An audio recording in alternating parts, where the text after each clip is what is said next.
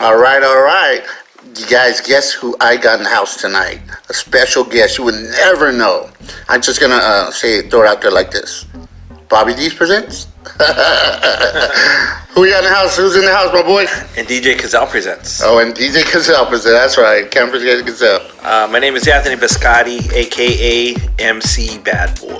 Yes, the one and only Anthony Biscotti. Yes, sir, Doritos. With some Doritos. Orderly.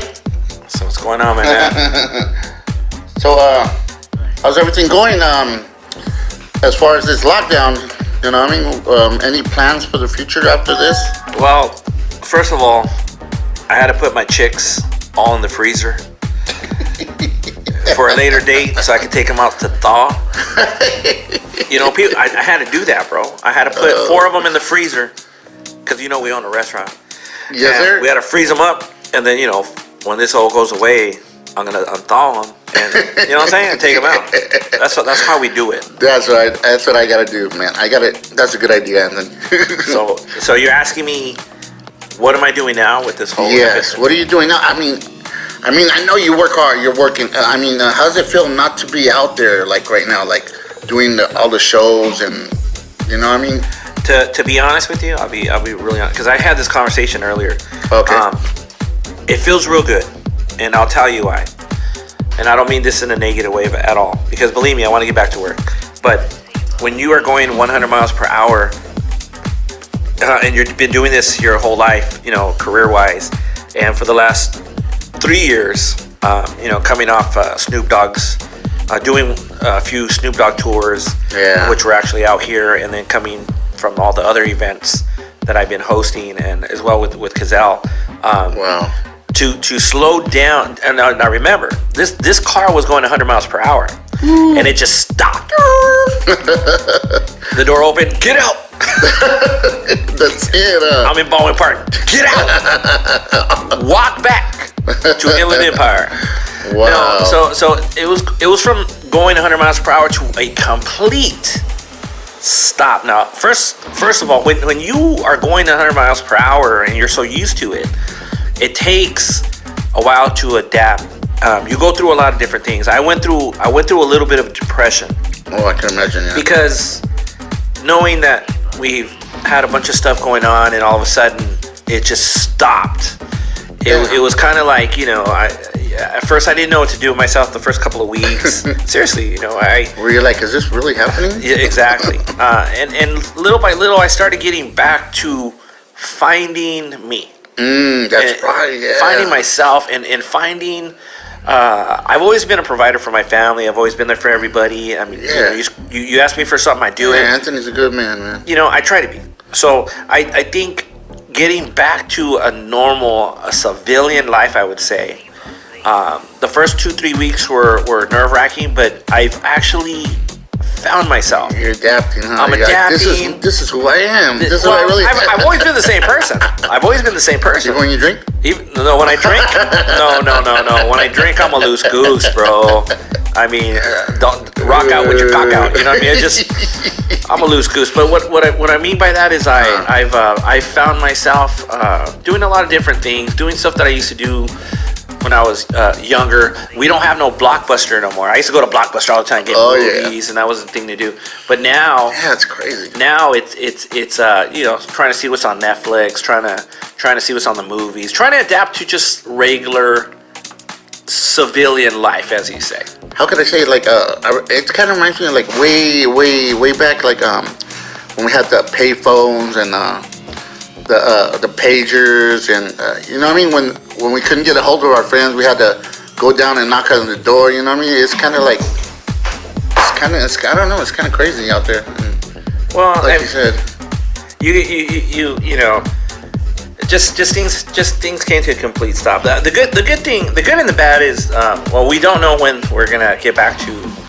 the stuff that we were doing, but eventually we will. Eventually we'll be back to stuff, and people will start doing the things that they used to do, whether it was riding the motorcycle, you know, going to the local bar, without a mask. Without a mask, yeah. So, with that note, like I said, I think I have really found myself in I don't like I said, I don't want to sound negative, but like I said, when you're in the business for so long and you're running around for so long, I don't want to say you never forget who you are, but what I'm saying is you forget of the little things.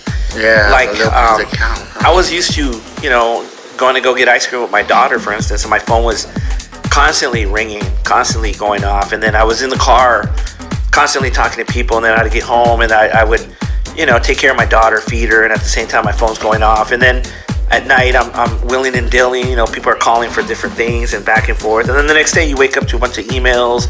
Wow. And then you start setting your calendar, so all these things are going on with somebody that's busy in the industry.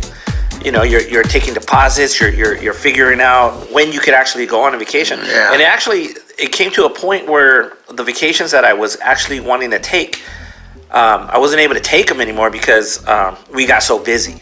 So instead of me saying, okay, on this weekend I want to be in Laughlin, well, that was unpredictable because if an event popped up, the events come first. That's it. So now, right now we're just relaxing. We're gonna get back to things soon.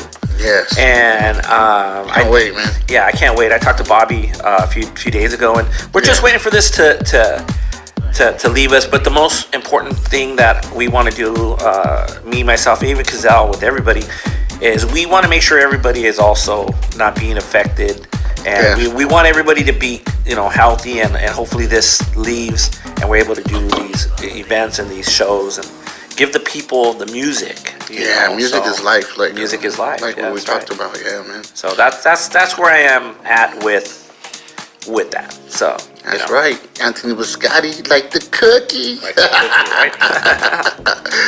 Yeah, man. So got an exclusive right here with my boy Anthony. Thanks, Anthony, for letting me come down on this terms of the virus, and even though you let me come down, bro, and let me do this interview. And you got some lasagna spaghetti. Ooh, I got the lasagna spaghetti. I got love. But anyways, man. So yeah, that's where I'm at with this whole thing.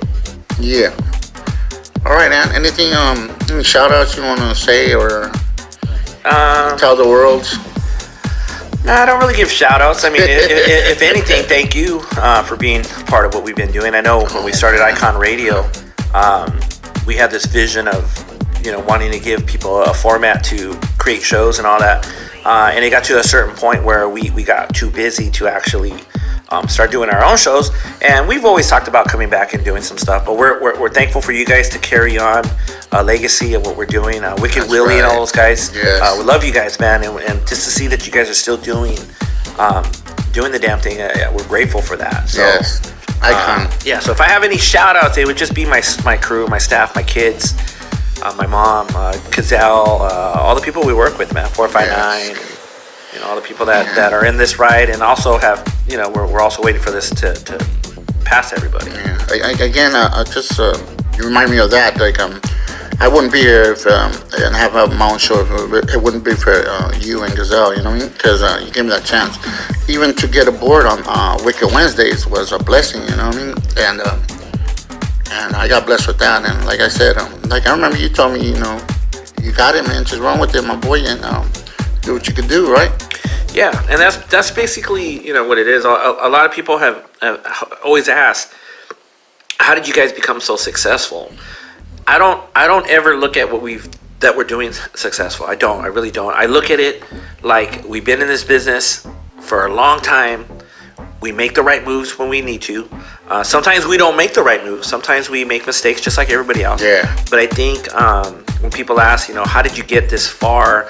I always tell them, we didn't get far. We're doing what we've been doing for 30 years. We're just blessed to been able to take this to another level of our careers. Remember, man, me and Cazal go back about 30 years in the business. Yeah, I know Cazal too for a long time. It was no walk in the park, so to speak. Yeah, we paid dues, bro. Yeah, started from the bottom.